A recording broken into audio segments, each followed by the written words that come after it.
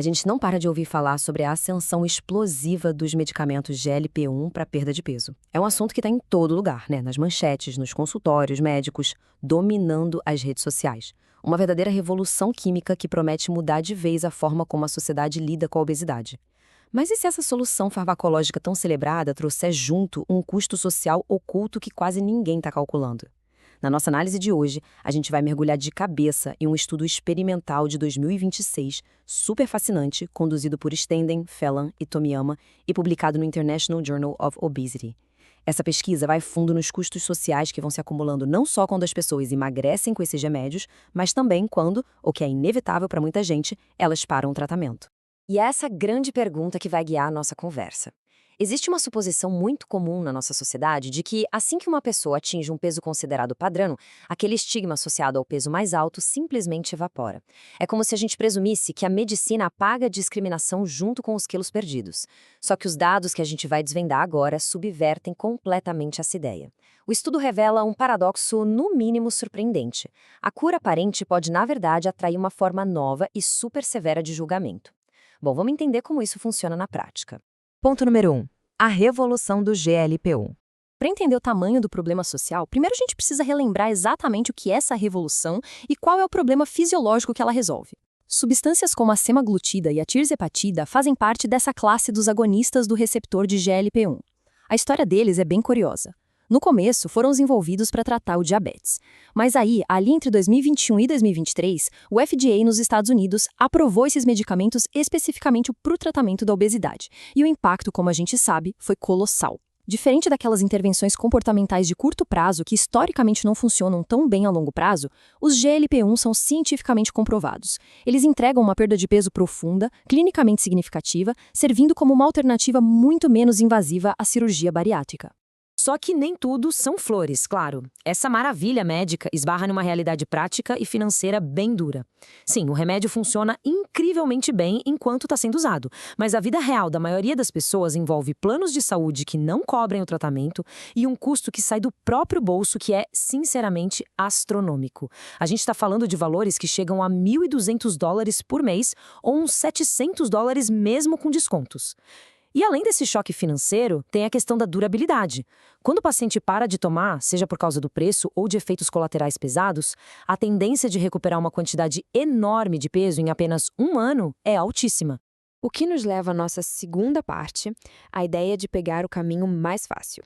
É exatamente nesse ponto, onde a eficácia cruza com a dificuldade de acesso, que o problema sociológico começa a ganhar forma. A ciência trata isso como uma condição crônica, certo? Mas nas conversas do dia a dia, a narrativa muda de figura. Os pesquisadores notaram um discurso público crescendo que é inerentemente estigmatizante.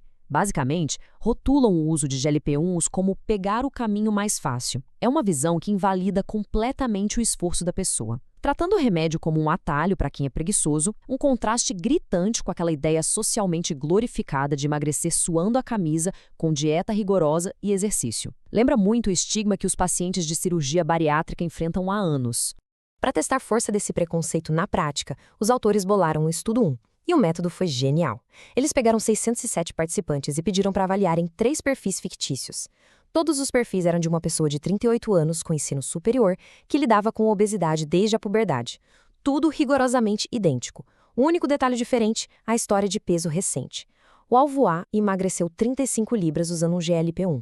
O alvo B perdeu as mesmas 35 libras, mas só na base de dieta e exercício.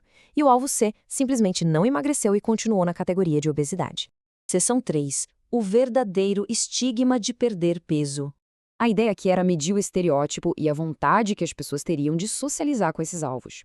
Analisando os resultados direto da publicação, dá para notar uma coisa gritante. O indivíduo que perdeu peso com GLP-1 recebeu classificações muito mais baixas para traços de personalidade positivos quando comparado com quem fez dieta. E, pelo outro lado da moeda, recebeu pontuações mais altas para traços negativos, chegando a ser visto como alguém não saudável. Sem contar que a disposição da galera de se afiliar, socializar ou passar um tempo com essa pessoa foi drasticamente menor para quem usou o remédio em comparação com quem mudou o estilo de vida. Mas olha, o que vem agora é de cair o queixo. O resultado mais absurdo desse primeiro estudo não foi só o usuário de GLP-1 ser julgado pior do que quem fez dieta. A grande descoberta foi que os participantes avaliaram o alvo do GLP-1, de forma ainda mais negativa do que a pessoa que manteve o peso mais alto e nem tentou emagrecer. Dá para acreditar nisso? Em termos de traços positivos e vontade de interagir, emagrecer com a ajuda da medicina gerou uma penalidade social maior do que continuar com obesidade. Isso destrói completamente aquela ideia de que o tratamento médico alivia o estigma. Isso abre caminho para a seção 4, a penalidade de recuperar o peso. Como a gente já viu que usar o remédio traz esse julgamento pesado, a equipe foi além no estudo 2 para ver o que acontece quando o tratamento para. Eles recrutaram mais 706 participantes. A dinâmica foi parecida, mas o foco agora eram as consequências.